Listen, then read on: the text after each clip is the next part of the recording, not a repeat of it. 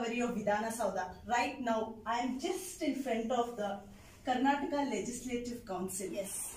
Today we will be briefing you about introduction to the upper house of the Vidhana Soudha. And it's at the first floor of the southern side of the Vidhana Soudha. Evolution of the legislature in the princely state of Mysore is a fascinating study. The establishment of the council is a landmark in the history of the development of the legislature body in the... Any guesses when and who initiated it? Definitely yes, it was initiated and done by late Sri Nalwadi Krishnaraja Odayar in the year 1907. Mysore Representative Assembly members pleaded for associating and requested that non-officials also should be a part of this process of lawmaking in regular legislative body. The government decided to establish council which brought well-considered measure among the people. I'm not sure how many of you are aware, but this Karnataka Legislative Council is one of the oldest in the country. And in depth about the Karnataka Legislative Council will be briefed to you by Mr. Gyanshekar, the parliamentarian guide. This small clipping, it's dedicated to all the members of the council. Thank you. In the rediscovery of Vidhana Soudha, this has been initiated by the presiding officers. In fact, I am right now in the Karnataka Legislative Council. Among the 6 states in the entire country, the Karnataka pioneers itself as one of the remarkable states to have these kind of institutions. When I talk about the representative institutions, or when I talk about this upper house, it is also called as an elder house. But we have a bicameral legislature. In the bicameral legislature, Karnataka has 2 houses. One is called Karnataka Legislative Assembly and Karnataka Legislative Council.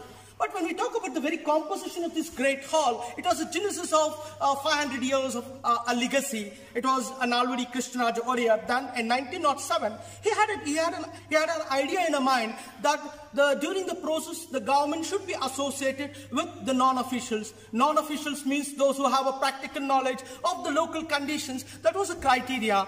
And after this taking into criteria, in those days, the composition was Diwan, President and the members. It was a composition of 10 and 15 members. But overall, during the time of the evolution, in 1914, it went from 15 to 21. But when I talk about in 1914, there was a right to discuss here on budget matters, and not only that, even the demands and grants. And later on in 1919, the provision was that it increased from 15 to 21.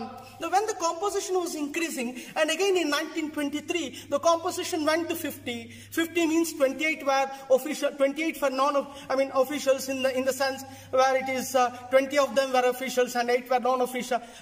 Nominated one, and again last 20 of them were elected. Thereby the composition of 50, and later on the Mysore Legislative Council regulation, it increased from 50 to 63, and overall during the period of 1987, after the reorganization of state, it increased to 75. And thereby this house has a great tradition, in fact, and I have the secretary, the first permanent secretary, Srimati K.R. Mahalakshmi, Women Secretary, thank you, Women Secretary, Srimati Mahalakshmi, who has a standing experience of 30 years, and by my side, Srimati Nirmala ma'am, who is a joint secretary. She also has the same standing experience, and they have been sitting in the well of the house. And apart from this, the main the measurement of the house is 100 into 75 feet. And again, we have the same composition. We have a beautiful chair, and this chair is a honorable chairman's chair, where the honorable chairman, Sri Pratap Chandra Shetty, sits and conducts the business of the house. And to my right side, this is called as the official gallery, where almost all the top officials will sit and assist the government in conducting the business of the house. And to my left side is a press gallery, where almost all the press people who have been accredited, they'll sit and cover the entire proceedings of the house. But overall, when we take the composition of the houses, say the most of the members, 25 members, get elected from the assembly. That is one important aspect. 7 from the teachers, 7 from the graduate constituency, and 64 is elected, and 11 members are being nominated by the governor. This is the entire composition. Over a period of time, in fact, fact, the the Vidhana Soudha completed 70 years in the July 13th. Over a period of time, this great hall, definitely there was a lot of hue and cry. This upper house is a clog in the wheel of administration. Not at all. This upper house has done enough measures, and threadbare discussion has taken place. Many of the progressive reforms have been done. Many of the legislations have been discussed in detail, and many of the progressive legislation has been done. And recently, Honorable B.S. Yediyurappa ji nominated 5 members, 1 member, C.P. Yogeshwar, Bharti Shetty, and a tribal man, and the other Siddhi, Talwar Siddhi. They have been nominated under the nomination category under the Article 171. Thereby, the entire composition is a spectrum of the society where almost all the issues have been raised, particularly the women's issues have been main priority, education, as well as the other issues which are the pulse of our state. And definitely, this great hall will continue its contribution. And more or less, this has been, apart from this, and this is an initiative of Srimati Vasanta Kavita,